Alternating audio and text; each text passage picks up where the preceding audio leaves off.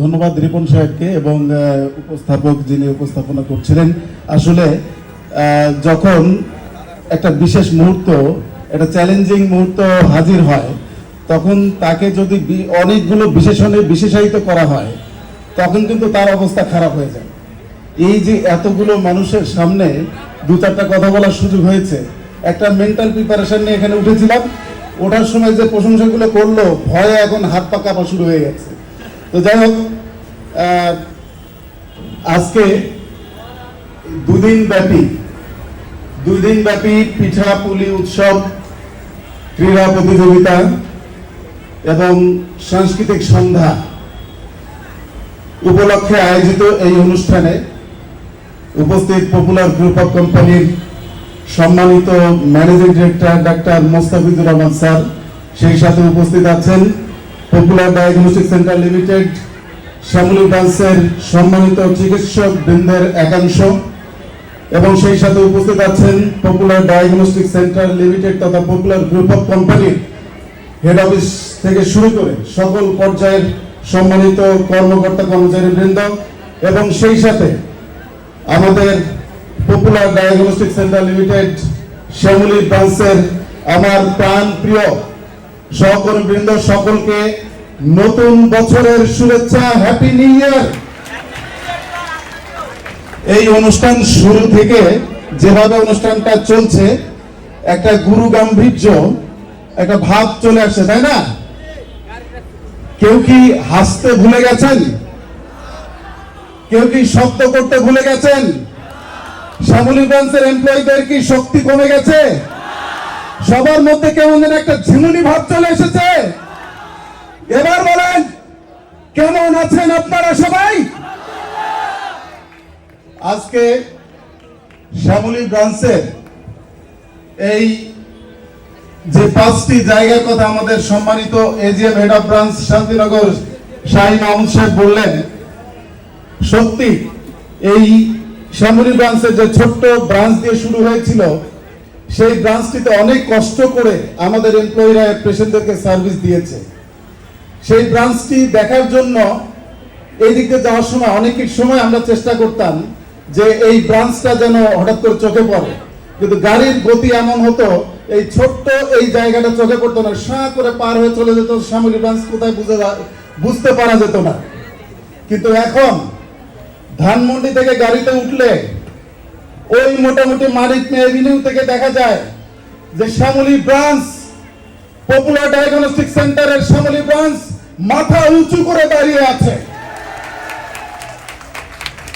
এই অর্জন, এই গর্জন কি কারণে হয়েছে? শ্যামলী ব্রাঞ্চের সম্মানিত এজিএম এবং হেড অফ ব্রাঞ্চ নেজামুল হক রিপন সাহেবের নেতৃত্বে আমাদের সমস্ত কলিগদের ঐক্যবদ্ধ প্রচেষ্টার মাধ্যমে আজকে সম্পন্ন হয়েছে, বাস্তবে প্রমাণ হয়েছে যে শ্যামলী ব্রাঞ্চ সত্যিকার অর্থেই আমাদের অনেকগুলো ব্রাঞ্চগুলোর মধ্যে অন্যতম উল্লেখযোগ্য একটি অবস্থানে চলে গেছে। তবে কিছুক্ষণ আগে বলেছেন যে এই ব্রাঞ্চের টার্গেট আরো 10 কোটি টাকা বৃদ্ধি করা হবে। কেমন লাগছে শুনে? কেমন লাগছে? রেডি? যুদ্ধ হবে, লক্ষ্য অর্জিত হবে, হতেই হবে। তবে স্বপন ভাই তার বক্তব্যে বলেছে, স্বপন ভাই সবসময় একটু অ্যাম্বিশিয়াস, একটু উপর লেভেলে কথা বলে, যে নারায়ণগঞ্জ ব্রাঞ্চের পর্যায়ে যেতে হলে শ্যামলী ব্রাঞ্চকে ডাবল করতে হবে। আমরা শুধু একটা কথা বলি, ধানমন্ডির কথা, যদিও আমি being a head of HR admin, আমি কিন্তু শুধু ধানমন্ডির প্রতিনিধিত্ব করি না, আমি সারা বাংলাদেশের সমস্ত পপুলার ডায়াগনস্টিক সেন্টারের সমস্ত কলিগদের প্রতিনিধিত্ব করি। অতএব তবু যেহেতু ধানমন্ডিতে আমি বসি, স্বাভাবিকভাবে সেই জায়গার কথা একটু শুনলে বলতে ইচ্ছে করে। আমাদের এখানে ম্যানেজার মার্কেটিং জিয়াউল হক ফারুক সাহেব আছে, ও শুনেই ভয় পেয়ে গেছে যে শ্যামলী ব্রাঞ্চ এরকম একটা ধাক্কা দিল। শ্যামলী ব্রাঞ্চের সেল টার্গেট হচ্ছে 112 crore 112, সেই সাথে যুক্ত হলো 10, 122, আর ধানমন্ডি টার্গেট কত জানেন? মাত্র 222, মাত্র 222। তো যাই হোক, সাহস থাকতে হবে, আমাদের সাহসিকতার সাথে সামনে এগিয়ে যেতে হবে। তো আজকে এই যে পিঠাপুলি উৎসব, ক্রীড়া প্রতিযোগিতা, সাংস্কৃতিক সন্ধ্যা, এটি শুধুই একটি নাম, একটি অনুষ্ঠান। এটি হলো সকলকে সংগঠিত করার একটা উপলক্ষ মাত্র।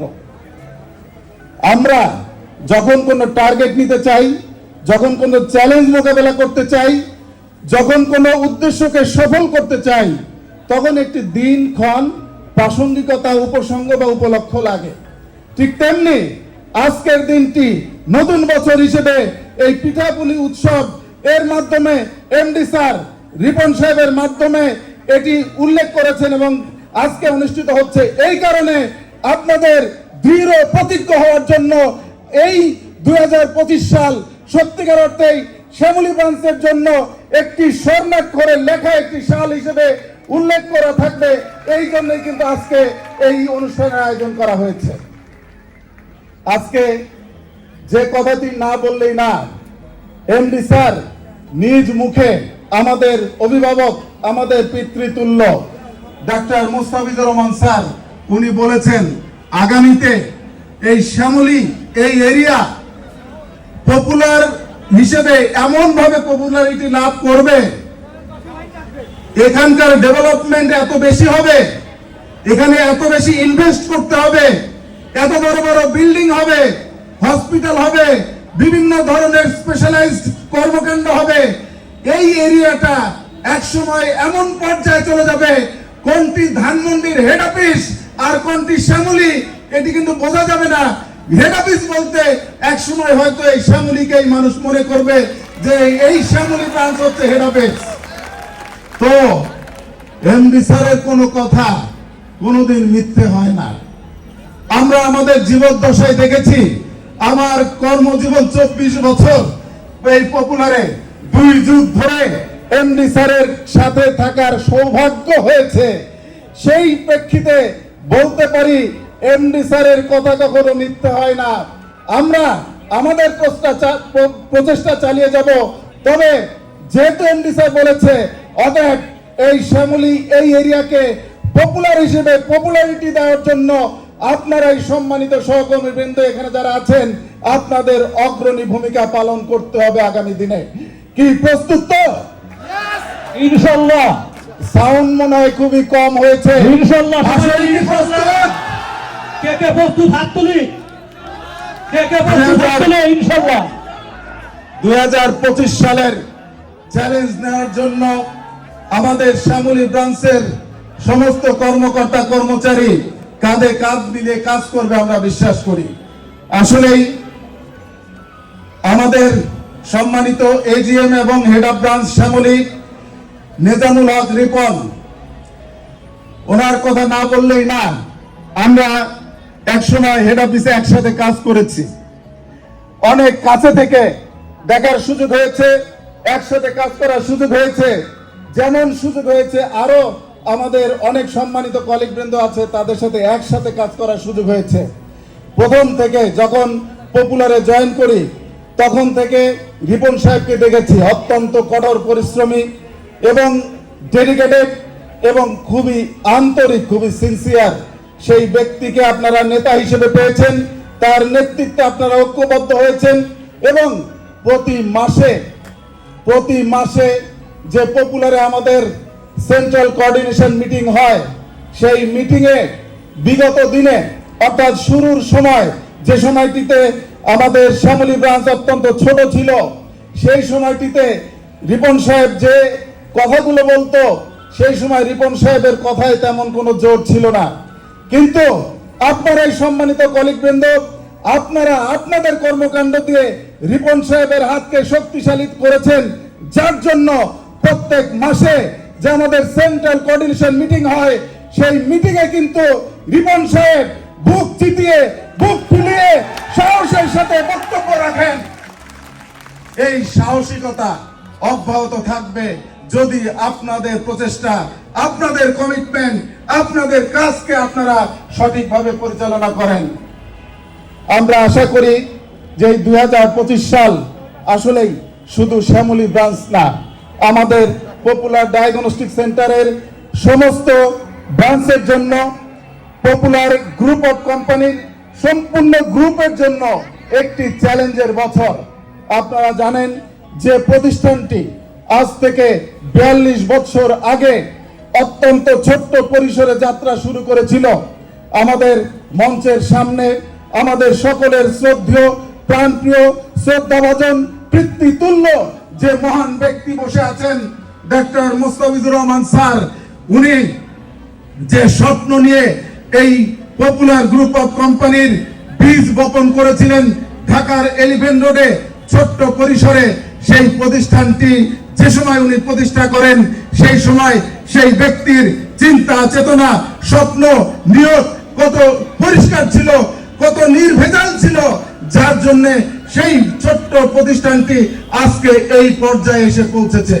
আমাদের পপুলার ডায়াগনস্টিক সেন্টারের ঢাকার এলিফ্যান্ট রোড থেকে শুরু করে সেই প্রতিষ্ঠানটি 1998 সালে অত্যন্ত আধুনিক একটি বিল্ডিং এ পদার্পণ করে ঢাকার ধানমন্ডি 2 নম্বর রোডে, এবং সেই সময় বাংলাদেশের চিকিৎসক সমাজের পরামর্শে এবং বাংলাদেশের মানুষের আস্থার কারণে তাদের চাহিদার উপরে বিবেচনা করে ঢাকার ইংলিশ রোড এবং শান্তিনগরে প্রায় একসাথে 2টি ব্রাঞ্চ প্রতিষ্ঠা করা হয়।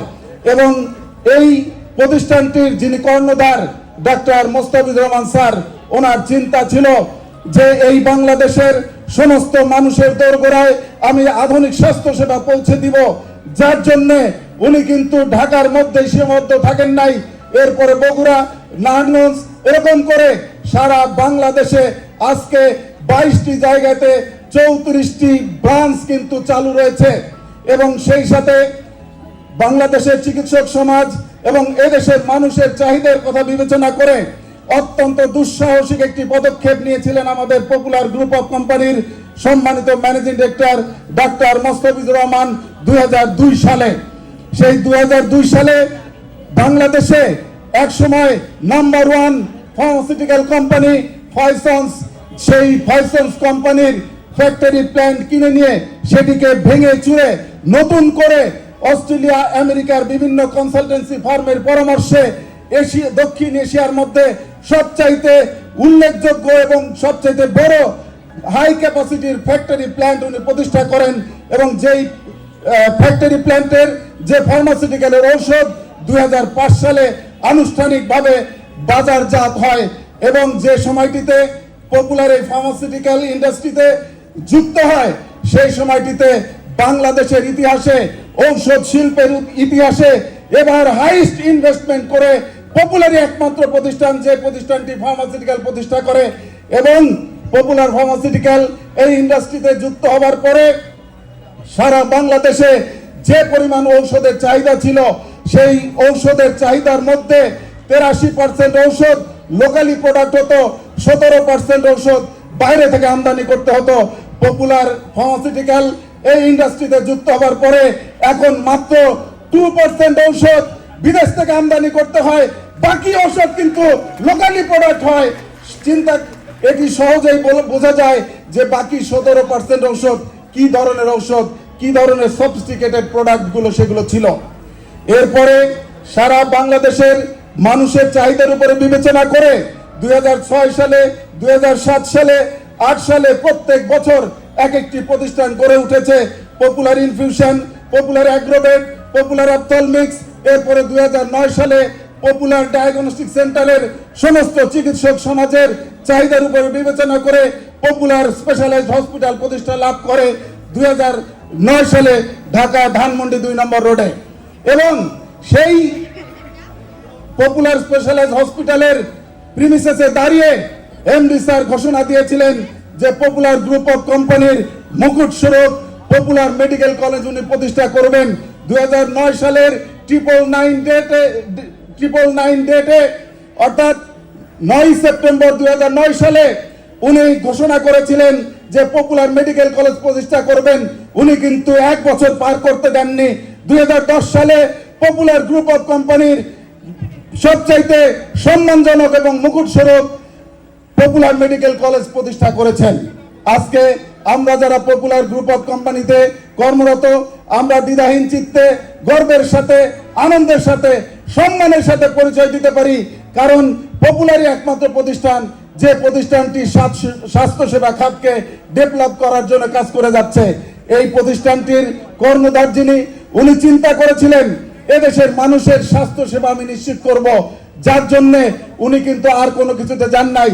আমাদের মতো এরকম প্রতিষ্ঠান কিন্তু আরো অনেক আছে, তারা কিন্তু মুনাফা অর্জনের জন্য consumer product, real estate, private TV channel অনেক কিছু করেছে, কিন্তু পপুলারই একমাত্র প্রতিষ্ঠান যে প্রতিষ্ঠানটি শুধু হেলথ সেক্টরকে ডেভেলপ করার জন্য কাজ করে যাচ্ছে, আর অন্য কিছু নয়।